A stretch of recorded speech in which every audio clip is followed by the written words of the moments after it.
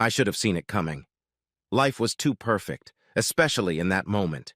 It was a Friday night on a beautiful summer day. My beer was ice cold as it slid down my throat. The Cubs were beating the Cardinals on the big screen by a score of 7-2 in the fifth inning. My faithful German Shepherd Rice lay curled up next to me and mostly asleep, waking up and opening her eyes only when I let out a cheer for the Cubs' success. Except for the TV and my occasional shouts of joy, the house was quiet. My wife Tracy was visiting a neighbor, and my 18-year-old son and 17-year-old daughter had both spent the night visiting friends. It was just me and the dog, cabins, and a box of Corona in the fridge. Oh yes, and limes. I didn't mess around with limes much, but I bought a couple this afternoon when I knew I'd be alone tonight. Feels good. I heard the front door open and close and assumed it was my wife returning from a visit to her longtime friend Lisa. I heard her moving around the front of the house, but I didn't hear her call out a greeting as she usually did. It seemed a little odd to me, but just then Cubs manager David Ross brought out his starting pitcher in the fourth inning when the Cubs had a big lead, causing me to explode with anger and once again wake the dog. It must have been at least 5 minutes before Tracy finally made it to the living room. She looked pensive and probably nervous. She didn't walk over to my chair and lean in for a kiss like she usually did, but instead sat down on the edge of the couch to the left of my chair. I watched her with one eye while the other followed the game. "Can we talk for a minute, Bob?" she asked in a voice I could barely hear over the noise of the TV. By now she had my full attention. "Sure," I answered. I noticed that her forehead was dripping with sweat, and she seemed to be breathing erratically. I wondered if someone we knew was sick or dead. "Can you turn off the TV, Bob?" she asked, clenching and unclenching her fists. "Turn off the TV in the middle of a Cubs game?" She knew what she was asking. It had to be something serious. Death, not illness. I got an uncomfortable feeling in my lower abdomen. I grabbed the remote and turned off the sound. "What's wrong, baby? You don't look so good. Did somebody die?" "Oh, God, no, no one died," she answered quickly. "It's just really important to me, and I need to make sure you're listening to me completely." I nodded without saying anything. A traffic jam of bad thoughts formed in my brain. We sat staring at each other for at least half a minute. There was fear and something else in her eyes. Maybe anger. "You know that I love you completely, and I would never cheat on you. I would never go behind your back and date another man, would I?" That wasn't exactly the question I was expecting. Suddenly, the dinner I'd eaten earlier in the evening and the 2 glasses of beer I'd had during the game seemed to want to come back, right there on the living room floor. I nodded silently again. "I'm 45 years old, Bob. I've only slept with one man in my entire life besides you," she began. "I'm still an attractive woman. My friends even say I'm a hot mommy. I want to sleep with another man just once so I can feel the thrill of meeting a new man, another man one more time before you and I grow old together. What the hell is this?" I sat still. I don't know how long. It sounded like a speeding train passing right by my ears. "No, no, absolutely not," I shouted back, jumping up from my chair. "It's not going to happen while I'm breathing." She stared at me wide-eyed as I paced back and forth. It must have been a bad dream. I must have fallen asleep in my chair and found myself in the middle of a nightmare. "This has nothing to do with you and me, Bob. It's all about me, my needs as a woman, above everything else about you and our family," she said, and her voice seemed to grow stronger and more confident as she spoke. "I think I've been a pretty good wife and mother all these years. I always put family first. I need to do something for myself this time. I need to do it to feel like a sexy woman in control of her life." "Don't you feel like a sexy woman with me?" I asked, realizing I sounded like a whiny loser. "I tell you, I love you all the time. I think I show you that you are a sexy woman all the time. I still desire you, and I'm pretty sure I don't hide it too much." "You do, and I like it, but it's about something else. My ego still needs validation. By men other than you, Bob. It's nice to be noticed by other men. It's wonderful to think another man would want me that way. Doesn't it feel good when you see a woman looking at you or flirting with you? I'm no different from anyone else. I like to be looked at, with desire. And after all this time, I want more. I'd like to experience going on a date, getting drunk on wine and dinner, so to speak, and then another man picks you up and desires you. Just for one night. Not love, just desire. One night. Then I'd come home to you and to be a simple wife and mother for the rest of my life. You're anything but a simple wife and mother to me, Blondie, I objected. You're everything to me. I can't let you go to another man. I won't let you go to another man. You keep telling me you love me. Why don't you show me how much you love me by giving me this? I know it's a big ask, the biggest, and it would be the greatest gift to me if you would let me, she declared. No, it would be the greatest folly of me to let you. If you really loved me, you wouldn't even ask, I said. Have I not been a good wife to you and a good mother to our children? Shouldn't that entitle me to a free ride? You had a lot more women than I had men before we were married. I'm just trying to even the score a little bit, she said. In fact, we never really discussed numbers before we got married. All we really discussed was how we both believed in fidelity after we got married. And for your information, I've only slept with 4 women in my life, including you. Not exactly a long list, I said. Oh, I always thought so. You have a lot more experience than I do, she said. You know a lot more than I do. I read a lot on the subject. I want to give you as much pleasure as possible. So it's still difficult for you to say yes? She asked. Not only is it an emphatic no, but I'm meeting with a lawyer first thing Monday morning to start the divorce proceedings, I said as the shock reflected on her face. But, she stammered. I understand how hard it must have been for you to ask for a pass, so this tells me that you're really serious about this. It tells me that you're not going to let it go that easily, I said. It means that you're going to end up going behind my back to get your way. I don't believe you won't do it anymore, unless you've already done it, and it was just a smokescreen to get an ex post facto authorization. No, I swear to you that I haven't slept with anyone up until now. I said I wouldn't cheat on you, and I meant it, she whimpered. But you would think that now that I know you want it, doing it now wouldn't be cheating, I said, looking straight at her. Her inability to hold my gaze told me everything I needed to know. You want to destroy our family even though I haven't done anything yet? She asked hoarsely. If you've finally gotten up the courage to ask, it means you've been planning this for a long time. And that tells me that you've already picked a target. He probably had a part in planning this too. Lunches? Dinners? You've already cheated on me, at least emotionally. Who is he, by the way? I asked. I didn't pick anyone in particular, she said, staring at a point on the wall over my shoulder. The silence lasted about 15 seconds while I drilled a hole in her with my gaze. She turned bright red as she looked up at me and realized I was looking at her with disbelief on my face. You don't need to know, Bob, she said quietly. You're right. I don't need to know. But I do want to know the name of the man who is destroying what I thought was a beautiful marriage. You can tell me, or I can call all your close friends and your boss and all your coworkers and ask them, I said. Her mouth dropped open in shock.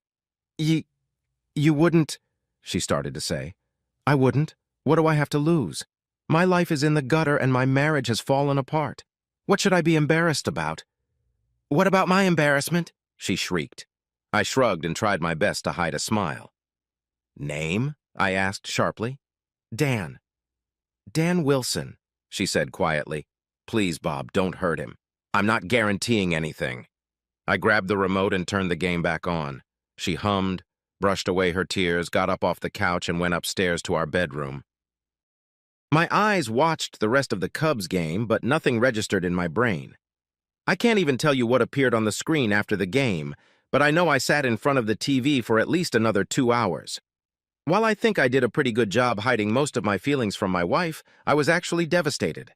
I had no idea that my wife was planning to sleep with another man. In retrospect, I suppose I should have noticed signs of her dissatisfaction with me, or her life, or something else. Over the past 3 months, Tracy had become somewhat aloof, not only from me, but also from our children. In fact, my daughter Sherry was the first to notice this, asking me if Tracy and I were having a fight. I noticed that the intimacy between us had also decreased. Sex 2 or 3 times a week had dwindled to once every 2 weeks, and not because I wasn't trying. I wondered if there were some early changes going on with her. Then there were the phone calls that were taken outside the room, which almost never happened until recently, in addition to the almost constant evening text messages. When I asked about it, She claimed it was Lisa, who was having problems with her husband Jerry. This was more than interesting because Jerry and Lisa lived just 3 houses down from us, and I had no idea they were having any problems. I spent the rest of the weekend intensely considering my options. I told Tracy that I was going to file for divorce as soon as possible, but first I needed to examine every aspect of this, my marriage and my family. I could certainly understand how another man could feel desire for my Tracy. She was a beauty when I met her, when we were both 21, and at 45, she was only 5 pounds heavier, despite having 2 children. Her good-sized boobs matched her firm ass, and her face made her look more like a 35-year-old. I always wondered how it was that I came to know Tracy. She was clearly above my pay grade. Not that I'm a troll or anything, I'm decent-looking, but guys who look like me don't often meet the prom queen she was just 3 years ago as a senior in high school. In junior high, we both took the same astronomy class at Purdue University. I took it just for fun, while Tracy needed the course to fulfill her science requirements. In that sense, I am somewhat of a nerd, and Tracy realized pretty quickly that I would be happy to help her pass the exam since science was not her strong suit. It was nearing the end of the first semester, and we were studying in my dorm room when Tracy leaned over to me and kissed me hard on the lips. I kissed her back just as hard. "Damn it! For most of the semester, I thought you were gay," Tracy told me when we broke the kiss. "No matter what outfit I wore, you never seemed interested." I was interested, but I wouldn't have thought it was mutual. I was just trying my best not to drool in front of you, I said. We were exceptional right away. I didn't have much sexual experience, but I assumed she had even less because she never complained and seemed quite happy with everything I tried in bed, thanks to my insatiable reading on the subject. While all the other guys my age were watching adult movies, I was reading about the action that everyone was watching. With Tracy, it came in handy right from the start. When she opened her eyes 2 minutes later, all she could mutter was, "I love you, Bob." We were married 2 years after graduation. 3 years later, our son came along, followed by a daughter. Financially, we were living pretty well, as I was an IT professional and she was working in a bank when she went back to work, shortly after our youngest went to school. Our son was getting ready to enter Ohio State University as a freshman in a couple months, and our daughter was about to move on to high school. In 2 short years, we were going to be orphans. We had spent the last few months discussing plans for our future, including traveling. I had loved this woman for almost 23 years. On the one hand, giving it up because she asked permission to cheat seemed overly harsh, but on the other hand, I had already noted that the fact that she went to the point of asking for permission to cheat was a serious problem. I wasn't born yesterday. I knew that if she was so desperate to ask to be allowed to cheat, she would be desperate enough to go behind my back, especially since she had already told me about it and didn't see it as cheating, although I did. Of course, there was also the issue that she and Dan Wilson were already having an emotional affair and they were planning this night of physical infidelity together. Would I ever be able to forgive that? I called my divorce attorney first thing Monday morning and made an appointment for Thursday afternoon. Meanwhile, on the home front, Tracy was trying her best to convince me not to file for divorce. "We haven't done anything, Bob. We're not going to do anything," Tracy cried. "Because you don't want a divorce, or because you know it's wrong?" I asked. She didn't look at me and didn't answer. "You're still hoping I'll change my mind and let you, aren't you?" This elicited a hopeful look from her, which unfortunately sealed our fates. I sent Tracy to court a week after meeting with my attorney. We lived in an affluent state and made about the same amount of money, so finances were easy. The kids were barely home, so housing issues were worked out as we went along, and the non-custodial parent was responsible for child support for 1 year. We would sell the house and split the proceeds. Boom, the case is done. 21 years is over. Not so fast. Tracy hired a pretty savvy attorney who convinced the judge to order 4 sessions of counseling and more if she deemed it necessary. The counselor, a woman in her mid-30s, was of the same opinion as my children and Tracy. Since my wife had not actually committed adultery, why did I feel that divorce was my only option? I told the counselor the same thing I told Tracy and my children, that I considered her request to have sex outside of our marriage tantamount to breaking our vows. Because of that, I no longer trusted her as a marriage partner. I may still love her to some degree, but I couldn't stay married to a woman I couldn't trust. "But I'll never try something like that again, Bob. I don't want anyone but you. Please," She begged over and over again for the better part of 2 sessions. "You'll never change your mind, will you, Mr. Rasmussen? I can see it in your eyes," the counselor said near the end of the second session. "I'm going to put an end to this farce and tell the judge to grant the divorce unimpeded. My personal opinion doesn't matter, but I'm going to give it to you anyway. I think you're making a huge mistake. Your wife didn't cheat on you, at least not physically. So it sounds like you'd like to get marriage counseling to keep your marriage together for the long haul. Your wife seems willing to make any concessions you want to make to save your marriage and your family." I know I wrinkled my nose and sighed. I loved Tracy to death. I made that decision without flipping a coin. "There's a difference between the way you and I look at things, Dr. Baker. You called it a concession. I don't think her Pledge of Allegiance is a concession. I think it's called honoring the wedding vows she made to me 21 years ago that she planned to break with another man," I explained. My in-laws on my wife's side practically had a stroke when Tracy told them about the divorce. My mother-in-law called me the next day and shouted insults for a good 15 minutes, taking only one breath during the entire denunciation. She started yelling right after I said hello. My father-in-law, who has always been a more rational person, took the phone away from her while she was still screaming. "She didn't even cheat on you and you divorce her?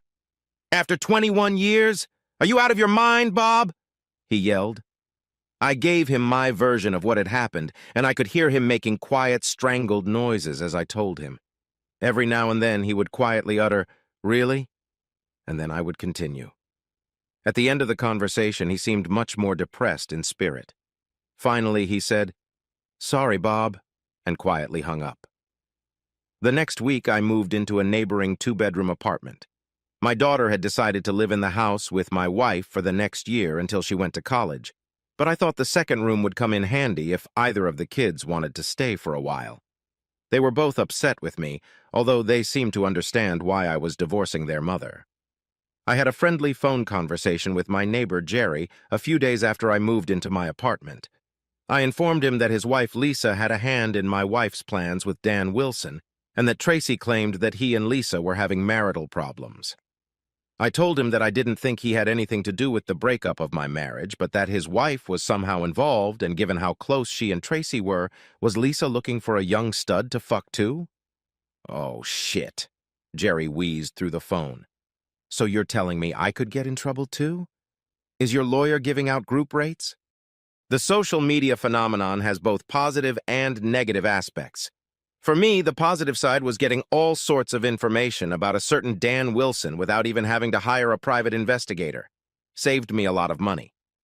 Wilson was a co-worker of Lisa's and had transferred to the local office from Cleveland about 6 months before my marriage broke up. He had a very pretty fiancée who was still looking for a job in our town, so he came home almost every weekend to see her. Apparently, he was trying to arrange something with my wife for the time he was in town so he could have a warm, welcoming pussy in both places.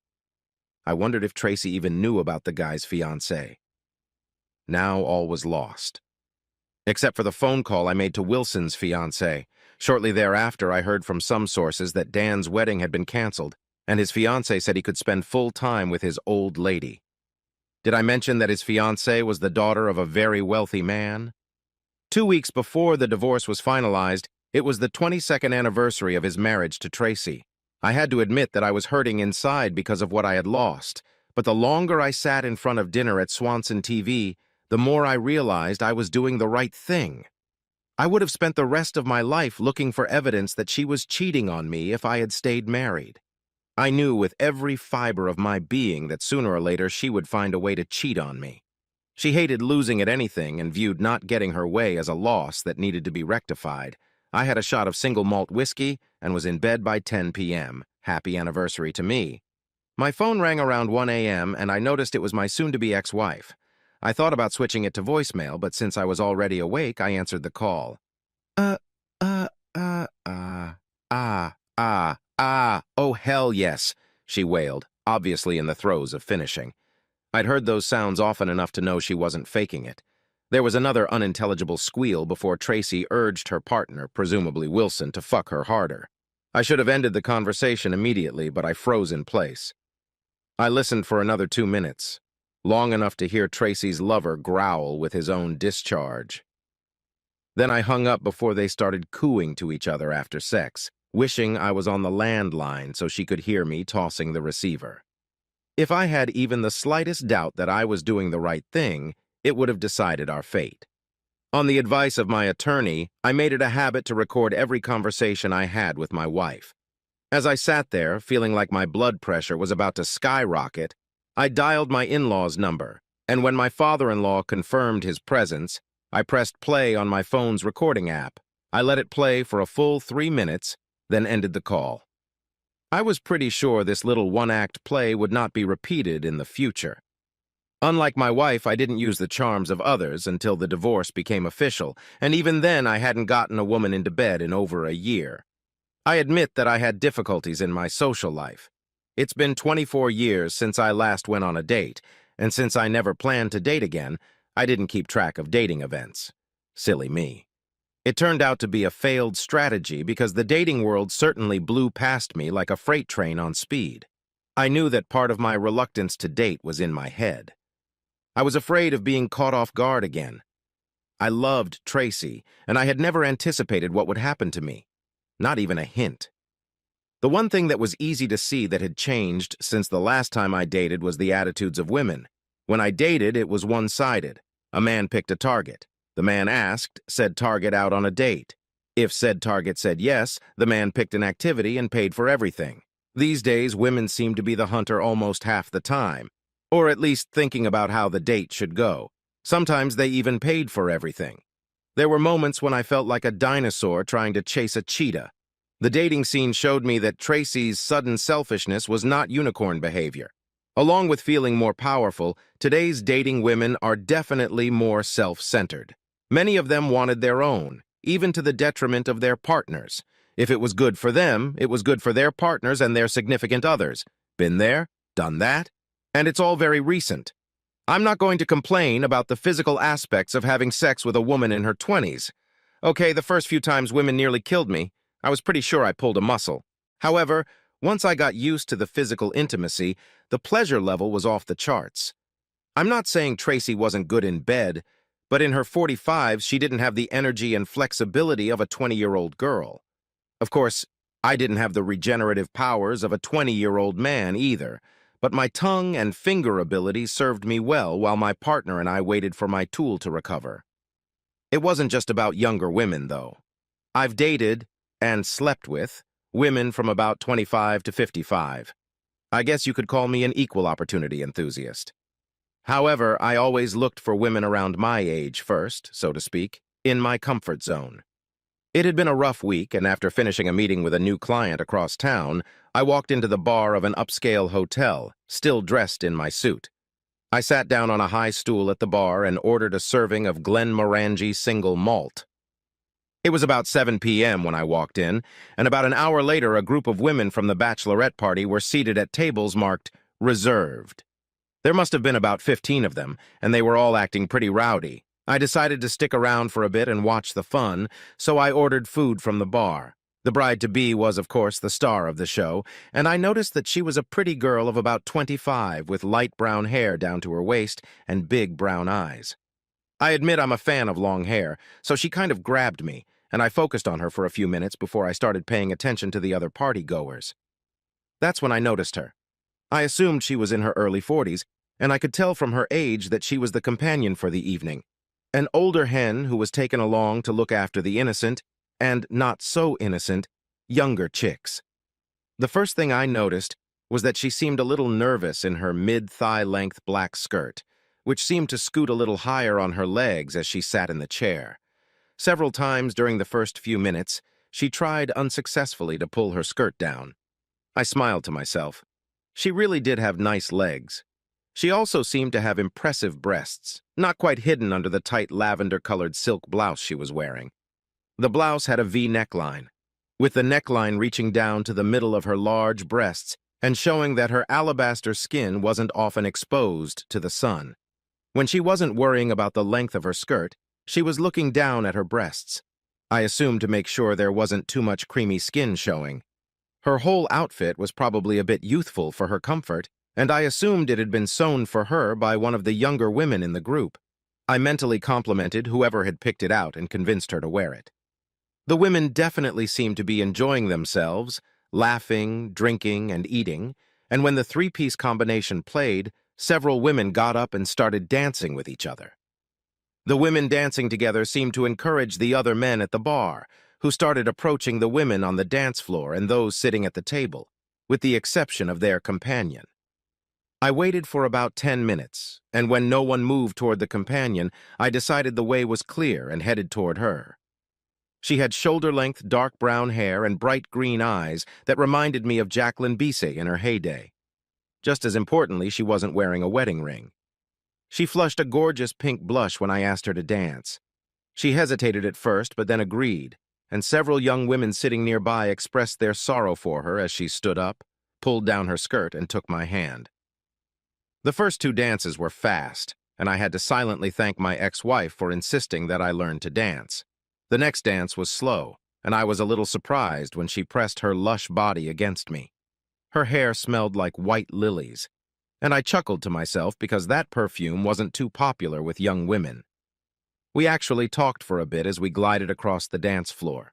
I learned that her name was Kathleen Franks. She was the bride's aunt and the band's chaperone. She thanked me for dancing and started to leave the dance floor after a slow dance, but I took her hand and invited her to join me at the bar. She started to protest that she needed to keep an eye on her girls, but I pointed out to her that she could see them just fine from my seat at the bar. We watched the young women and talked. I learned that she was actually 48 years old and divorced after 15 years of marriage. She told me that her husband, a man of means, had traded her for a trophy wife who was 27 against his 48 when he married her 3 years ago.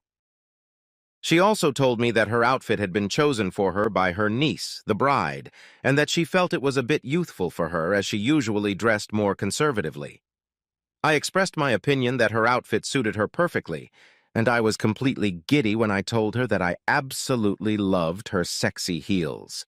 I learned years ago that women seem to really like it when their shoes are praised. "Don't you think I look inappropriate in this outfit?" she asked innocently. "Not in the slightest. I'm sorry to say this, but you look good enough to eat you up. If I liked the pink blush before, now I liked the dark red blush she demonstrated." We talked for about 15 minutes. She noticed that I wasn't wearing a wedding ring and wanted to know the story. She expressed surprise when I told her that my ex-wife had never actually cheated on me physically. "I'm really old-fashioned," I explained. She had cheated on me emotionally and planned to do it physically. I couldn't trust her anymore. You don't tell someone you love them, but you want to have sex with someone else. "I understand that," she replied. Everyone should have a line in the sand. After a few minutes, she went back to the bridal table, but was more than receptive when I asked her to dance again about 30 minutes later. This time, when we were done, she took my hand and led me back to the table with the other women, which now had several other men at it. From my point of view, the evening was a success, even though the young women were a bit rowdy. I was very surprised when Kathy invited me to be her date to her wedding in 2 weeks. "I was going to go alone, but I know I'd rather spend time with you. I know we just met, but you've already met a lot of girls who will be there too," she said. "Besides, you'd be doing me a big favor because I wouldn't be there alone and I wouldn't look really pathetic. I certainly wouldn't want you to look pathetic. I'd be more than happy to accompany you to the wedding," I said. "Tell me what color you'll be wearing and I'll pick out the suit I have that goes best with it." She leaned toward me and gave me a quick peck on the lips. "Ooh la la la," came a chorus from across the table. I smiled radiantly while Katie blushed again. I could get used to this. I sat with Kathy when we weren't dancing. During one of those moments when we were sitting at the table, I kept my eyes on the girls at the bachelorette party, some of whom were clearly overindulging in alcohol. I'm the father of a teenage girl, so it wasn't unusual for me to be in dad mode with the young women around me. When I saw a young man take one of the girls by the arm and begin to lead her toward the restrooms, I excused myself, got up from the table, and quickly and quietly made my way toward them, reaching them just before the guy was about to push the girl into the men's room. The young man looked at me with disdain, obviously not intimidated by the older guy in the shirt and tie. I admit that I'll never scare anyone at first sight, but I'd like to think that I'm still in good physical shape, and I got into quite a bit of trouble as a kid. Sometimes you have to be willing to do some violence to do the right thing, which in this case meant protecting some young girl from becoming this guy's sex toy. I would hope that someone would step in and protect my little girl if the situation called for it. "Let go of my hand and get away from me, old man," he growled at me. "She's old enough to play if she wants to." I let go of his hand, but with my other hand I grabbed his head and slammed it hard against the wall on the side of the door. I pushed him hard enough to break the drywall, smashing his face bloody and stunning him. Suddenly he stopped seeming so cocky and let go of the girl. He also seemed to no longer want this disagreement. The club became quiet as people realized what had just happened. Just as I started to lead Alicia back to the bachelorette party, Katie and the rest of the group came over to us, grabbed the woman, and led her back to the table. I was left facing the restaurant manager and another employee. I thought I was in trouble until the manager reached out to me and thanked me for helping the young woman. "The police were called. This guy is going to jail. They will probably need your information and your side of the story, but I don't think you have anything to worry about. By the way, drinks for the rest of the evening are on the house. Thanks again," he said. "Wow, that was some crazy shit," Wanda, the bride-to-be, said as I walked back to the table. "Thank you for paying attention. Not just Aunt Kathy." "How did you see that?" Katie asked me. I was supposed to be the chaperone, and I had no idea what was going on. I feel pretty awkward about it. It's not your fault. It's easy to lose sight of 14 girls in a bar unless you're a professional security guard or a father.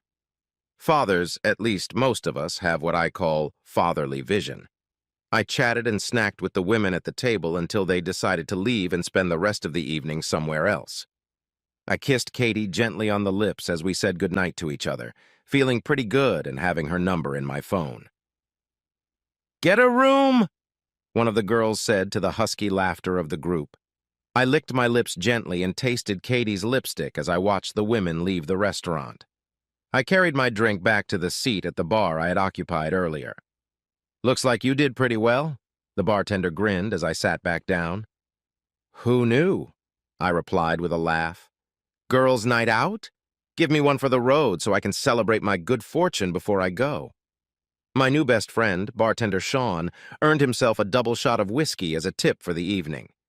Katie's dress for the wedding was light blue, so I wore my navy blue pinstripe suit, which I consider my in-room-for-myself suit. I thought we made a beautiful couple, as did several of her relatives at the wedding. Several people came up to me at the wedding and thanked me for looking out for Alicia. Apparently, the bride had spent the previous 2 weeks telling anyone who would agree to listen that I was some sort of hero. "Heroic and handsome, what a wonderful combination," said Kathy's sister, Donna Fulham, the bride's mother, as she came over to introduce herself to me before the wedding. "Thank you for helping the girls a couple weeks ago and for making my sister look like she has improved taste in men. I also got to meet Katie's 24-year-old daughter, Marissa, and her fiancé, Ben." "Well, at least one of my parents isn't begging for dates in elementary school," Marissa said upon meeting me. "Dad's sure to hate you if you stick around long enough to be introduced." By the time the reception was over, I knew Katie and I would go the distance. A month later, I introduced her to my children. My son quickly bonded with her, and my daughter was a little reserved. She was still a little angry at me for divorcing her mother, even though Mom didn't even cheat on you. However, my son understood that. He had a serious girlfriend, and one evening we had an in-depth discussion about fidelity and what it meant to each of us. Epilogue. My wife Kathy and I retired a few years ago. We celebrated our anniversary with an Alaskan cruise. With a daily dose of Cialis and Astroglide, we make love every morning before we shower and get on with our lives. At our age, it's more about connecting than sex. All 3 of our children are married and thriving. We have a total of 6 grandchildren. I've only talked to my ex-wife maybe a couple dozen times since our divorce, counting our children's weddings and Christmas vacations. She was married and divorced for the 2nd time. My kids tell me she blames me for her life being the way it is. "I never really cheated on him," she still tells them.